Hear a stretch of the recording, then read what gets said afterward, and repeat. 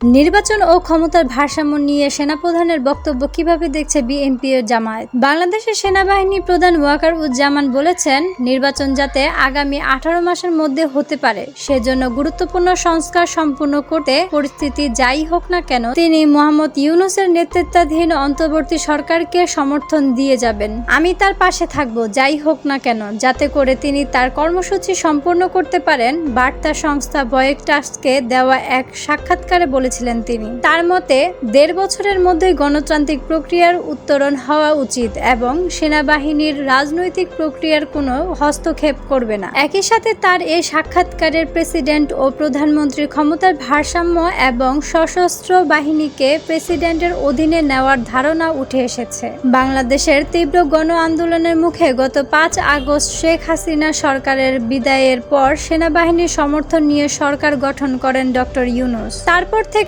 অন্যতম প্রধান রাজনৈতিক দল বিএনপি দ্রুততার সময়ের মধ্যে নির্বাচন দাবি করে আসছে। তবে সরকারের দিক থেকে নির্বাচন কমিশন, বিচার বিভাগ, পুলিশ সহ 6টি বিষয়ে সংস্কারের জন্য কমিশন গঠন করা হয়েছে।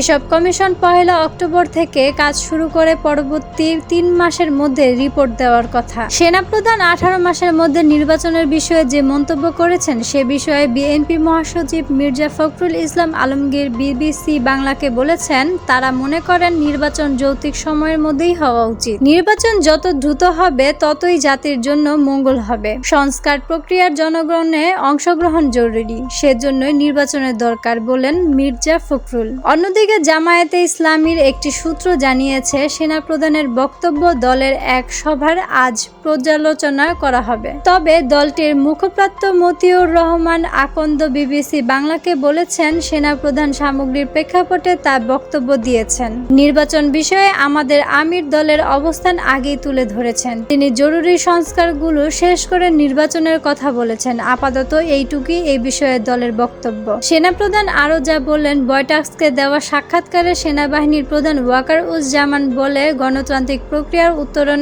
1 থেকে 1.5 বছরের মধ্যে হওয়া উচিত। তবে তিনি ধৈর্য ধারণের উপরও জোর দেন। আপনি যদি জিজ্ঞেস করেন তাহলে সেটাই একটা টাইম ফ্রেম হওয়া উচিত যার মধ্যে একটি গণতান্ত্রিক প্রক্রিয়ার প্রবেশ করতে পারি বলেন তিনি। ওয়াকারুজ্জামান জানান, প্রধান উপদেষ্টা ও সেনাপ্রধান প্রতি সপ্তাহে সাক্ষাৎ করছেন এবং তাদের মধ্যে অত্যন্ত ভালো সম্পর্ক বিদ্যমান। দেশকে স্থিতিশীল করতে সরকারের প্রচেষ্টায় সামরিক বাহিনী সমর্থন দিচ্ছে। আমি নিশ্চিত আমরা একযোগে কাজ করলে ব্যর্থ হওয়ার কোনো কারণ নেই। বাংলাদেশের সরকারি চাকরিতে কোটার বিরুদ্ধে জুলাই মাসে গড়ে ওঠা আন্দোলন সরকার বিরোধী আন্দোলন রূপ নেওয়ার পর সহিংসতার 1000-এর বেশি মানুষ মারা যায়। রাজধানী ঢাকা ছিল এই বিক্ষোভের কেন্দ্র। ঢাকার রাস্তায় এখন শান্তি ফিরে এসেছে। তবে শেখ হাসিনার প্রশাসনের নাটকীয় পতনের পর সিভিল সার্ভিসের একটি অংশ এখনো পুরোপুরি কার্যকর হয়ে ওঠেনি। 1,90,000 সদস্যের পুলিশ বাহিনী এখনো গুছিয়ে উঠতে পারেনি। সারা দেশে আইন শৃঙ্খলা রক্ষায় সেনাবাহিনীর মোতায়েন করা হয়েছে। সেনাপ্রধান বলেন, তার নেতৃত্বে সামরিক বাহিনী রাজনীতিতে হস্তক্ষেপ করবে না।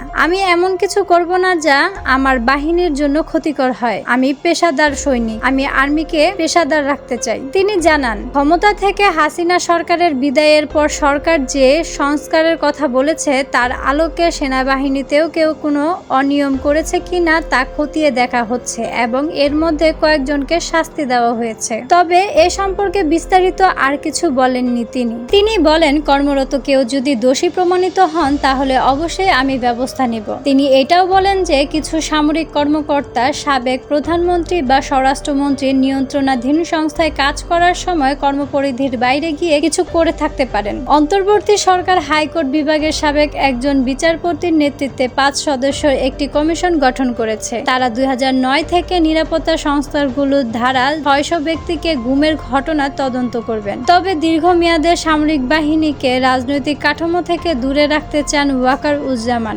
বাংলাদেশের আর্মির সদস্য সংখ্যা 1,30,000-এর বেশি এবং জাতিসংঘ শান্তিরক্ষা কার্যক্রমে তাদের অংশগ্রহণ অনেক বড়। এটা হতে পারে যদি রাষ্ট্রপতি ও প্রধানমন্ত্রীর ক্ষমতার মধ্যে ভারসাম্য থাকে, যেখানে সশস্ত্র বাহিনীর সরাসরি রাষ্ট্রপতির অধীনে দেওয়া যায়। বাংলাদেশ সশস্ত্র বাহিনীর এখন প্রতিরক্ষা মন্ত্রণালয়ের অধীনে, যা মূলত প্রধানমন্ত্রী নিয়ন্ত্রণ করেন। সেনাপ্রধান বলেন, অন্তর্বর্তী সরকারের অধীনে সংবিধান সংস্কার প্রক্রিয়ায় এই বিষয়টি দেখা যেতে পারে। প্রতিষ্ঠান হিসেবে সামরিক বাহিনীকে কখনোই রাজনৈতিক স্বার্থে ব্যবহার করা উচিত নয়। সৈনিকের কখনো রাজনীতিতে জড়ানো উচিত না, বলেন তিনি।